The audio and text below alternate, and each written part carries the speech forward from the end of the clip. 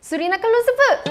이게 뭐냐면요, 뭔가 마법 주문 같죠. 그런데 주기율표의 첫 번째 세로줄, 이 1쪽에 있는 원소들의 첫 번째 글자만 딴 겁니다. 수리나칼루세프. 저희 고등학교 때 화학 선생님이 그 교실에 등장하실 때마다 수리나칼루세프! 를 외치면서 항상 등장하셨어요. 그러면서 우리한테 이 주기율표를 통째로 그냥 다 외워야 된다. 저 당시에는 어쩔 수 없이 이걸 그냥 외우기만 해야 되는 건가? 라는 생각을 많이 했었는데 지금 와서 보니까 이 주기율표라는 게 그냥 단순히 외우면 끝인 게 아니더라고요. 이 안에 과거가 담겨 있고요. 또 현재를 설명할 수 있고요. 또 미래를 내다볼 수 있는 정말 많은 매력을 가진 예언서가 아닐까 싶어요. 그 중에서도 오늘은 앞으로 만나게 될 미지의 원소들에 대한 이야기를 해보겠습니다. 지금까지 발견된 가장 끝 원소는 몇 번일까요? 무려 118번입니다. 118번 오가네손이 지금까지 발견된 가장 마지막 원소예요.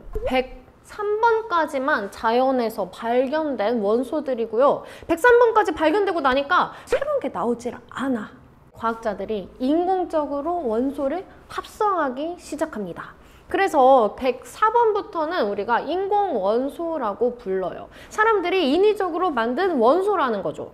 그럼 원소를 어떻게 강제로 만드냐? 가속기라는 데가 있어요. 거의 마을 하나마나 엄청나게 큰 공간을 도넛 모양으로 지어놓은 연구시설인데 이거를 입자 가속기라고 합니다. 가속기 안에서 원소들이 계속 두는 거예요. 속도가 엄청 빨라졌겠죠. 이 상태에서 원자들을 쫙 충돌을 시키면 순간적으로 더 무거운 원소가 만들어지기도 하는 거죠. 그런데 이게 진짜 쉽지 않아요. 기존에 발견했던 원소들 중에 무거운 애들을 돌리고 거기에 가벼운 원소들을 갖다 찍어봐요. 그러니까 무거운 거, 가벼운 거를 합성을 시키는 거죠. 이거를 비유를 하자면 공룡알에다가 빛의 속도에 가까울 만한 빠르게 달걀을 던지는 거예요. 이게 정확한 각도, 정확한 위치, 정확한 타이밍에 착 들어맞았을 때 공룡알이랑 계란알이 합체 진화를 해서 따란 하고 몬스터알이 생겨나는 거죠. 이런 식으로 과학자들이 주기율표에 있는 뒤쪽의 원소들을 하나하나씩 직접 만들어서 등록을 하고 있습니다. 그런데 이렇게나 열심히 만든 원소가 세상에나 몇 밀리초 만에 사라져버립니다. 가장 마지막 원소라고 했던 118번 오가네손 같은 경우에는 0.89밀리초 만에 사라져버려요. 그러니까 새로운 원소를 발견을 했는데 이거를 가지고 얘가 적어도 생존은 해야지. 얘가 뭐 끓는 점은 몇이고 원는 점은 몇이고 얘는 무슨 특징이 있고 이런 말을 할 수 있을 거 아니에요. 근데 진짜 너무 빠르게 사라지니까 아무것도 할 수가 없는 거예요. 이렇게 오가네손처럼 우리가 뒤쪽에서 합성한 원소들, 이런 애들을 우리가 초중원소, 엄청 무거운 원소라는 뜻에서 초중원소라고 불러요. 근데 오가네손은 밀리초였잖아요. 마이크로초밖에 살아남지 못하는 원소들도 있습니다. 지금 우리가 사용할 수 있는 카메라 셔터 속도 중에 가장 빠른 게 100만 분의 1초거든요. 총알을 싹 쏘면은 그 순간에 포착할 수 있는 정도의 속도라고 해요. 그러니까 총알보다 빠르게 사라지는 원소들도 있다. 아니 그럼 대체 무거운 원소들은 왜 그렇게 빨리 사라지느냐? 무거운 원소들은 그 원자 핵이 굉장히 무겁습니다. 굉장히 많은 양성자와 중성자가 모여 있는데 이 플러스들끼리 모여 있으면 서로 막 밀어내려는 그런 힘도 있고 원자 핵 자체도 불안정한데 밖을 돌고 있는 전자들 입장에서는 전자를 끌어당기는 애들이 너무 많아지다 보니까 전자가 거의 빛의 속도에 가깝게 원자 주변을 회전을 하게 됩니다. 그러니까 정말 그냥 총체적 난국이 되는 거죠. 그러다 보니까 초중 원소들은 쉽게 사라져 버린다는 거죠. 그러면 이렇게 새로운 원소를 만드는 게 부질없는 일이냐? 그건 또 아닙니다. 새로운 가설이 제기가 되고 있어요. 안정성의 섬이라는 가설인데요. 어떤 특정 주기로 굉장히 안정적인 애들이 나와요. 예를 들면은 헬륨, 그리고 그 바로 아래에 있는 네온. 이 원자 핵 주변을 돌고 있는 전자들이 빈칸 없이 꽉 꽉 차 있을 때 가장 안정적인 원소가 되는 거죠. 근데 이 개념을 똑같이 가운데 있는 원자핵에도 적용을 할 수 있어요. 원자핵의 양성자, 중성자 두 가지가 점점 많아진다고 했죠. 얘네들도 전자처럼 일정한 규칙을 가지고 껍질처럼 점점 핵을 만들게 돼요. 근데 이게 특정 개수가 되면 안정적이게 되지 않을까라고 과학자들이 생각을 하기 시작한 거예요. 이 숫자를 매직 넘버, 마법의 수라고 부릅니다. 어떤 숫자들이냐? 2, 8, 20, 28, 50, 82, 126 등등등 이렇게 일종의 규칙성을 가지고 점점점 안정적인 숫자가 만들어졌어요. 그래서 이 숫자들의 조건을 만족하는 무거운 원소라면은 몇 초 혹은 몇 분까지 생존할 수 있지 않을까? 라는 게 바로 안정성의 성가설입니다. 특히나 이런 매직 넘버들 중에서도 164 이 숫자 주변에 굉장히 안정적인 원소가 등장할 거라고 과학자들이 기대를 하고 있어요. 근데 164라는 숫자는 우리가 지금까지 발견한 118에 비하면 훨씬 멀었죠.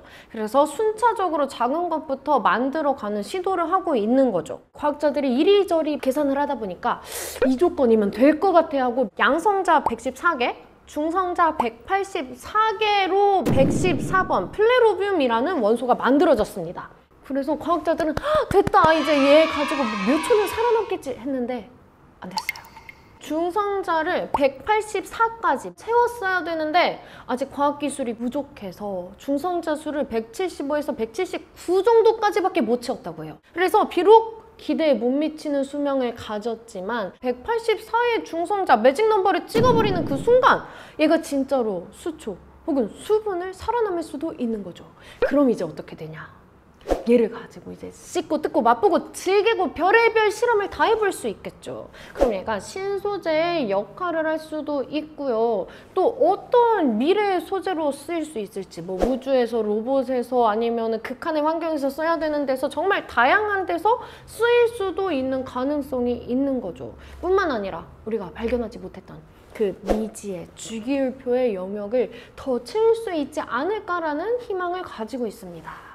근데 여기까지 들어보면은 이거 좀 너무 허황된 이야기 아닌가 라고 생각을 할 수 있어요. 그런데 우주에 답이 있을 수도 있어요. 우리가 저 멀리에 있는 중성자별 혹은 블랙홀 같은 거를 생각해보면은 그 중력이 굉장히 강하죠. 힘이 굉장히 세기 때문에 그 안에서는 훨씬 더 무거운 원소들이 막 생겨날 거라고 우리가 예상을 하고 있어요. 예를 들면은 카시오페아 A라는 초신성의 잔해가 있어요. 근데 그 사진을 자세히 보면 가운데 하얀 아주 작은 점이 하나 있어요. 그거를 싹 확대해 보잖아요. 이게 중성자별입니다. 나사에서 계속 얘를 주시하고 있는데 특이한 게 온도가 10년 동안 무려 4%나 감소를 했어요. 그러니까 이 중성자별의 내부에 이 온도를 빠르게 하는 무언가가 있을 거다라고 우리가 예측을 하고 있어요. 이게 곧 우리가 만나지 못한 새로운 원소일 가능성이 있는 거죠. 뿐만 아니라 33폴리힘니아라는 소행성도 있어요. 얘는 화성 궤도의 외부 쪽을 돌고 있는 친구인데 얘의 특징이 뭐냐? 밀도가 너무 무거워. 초고밀도를 가진 어떤 원소가 거기서 측정이 되는 거예요. 근데 지구상에 존재하는 우리가 자연적으로 발견할 수 있는 물질 중에 밀도가 가장 높은 원소가 오스뮴이라는 애인데 걔가 22.6g per 세제곱센티미터거든요. 근데 저기서 발견된 애가 75.3, 3배가 넘죠. 그러니까 지구상에 있는 물질로는 설명을 할 수 없는 애가 저기 있는 거예요. 그래서 과학자들이 이것도 열심히 막 계산하고 분석을 해봤어요. 그랬더니 제가 존재하려면 원자 번호가 164여야 돼요. 안정성의 섬이 딱 나올 것 같다라고 예측했던 그 값이죠. 여기서 그게 나와버리는 거예요. 저 멀리 있는 소행성의 밀도를 계산해보니 우리가 생각했던 그 안정성의 섬, 긴 생명을 가진 아주 무거운 원소가 저기 있을 수 있다는 거죠. 어떻게? 이제 주기율표가 좀 다르게 느껴지시나요? 주기율표는 그냥 우리가 공부로 달달 외워야 될 존재가 아니라 미지의 원소들을 향한 지도가 아닐까 싶어요. 이 빈칸들을 보면서 얘는 어떤 성질을 가졌을지, 무게는 어떨지, 밀도는 어떨지 이런 거를 예상할 수 있는 지도인 거죠. 주기율표로 보는 미래의 스포일러! 재밌으셨다면 오늘도 좋아요와 구독, 알림 설정까지 부탁드리고요. 다음 주에는 또 쏘리가 재미있는 과학 이야기 들고 찾아올게요. 안녕!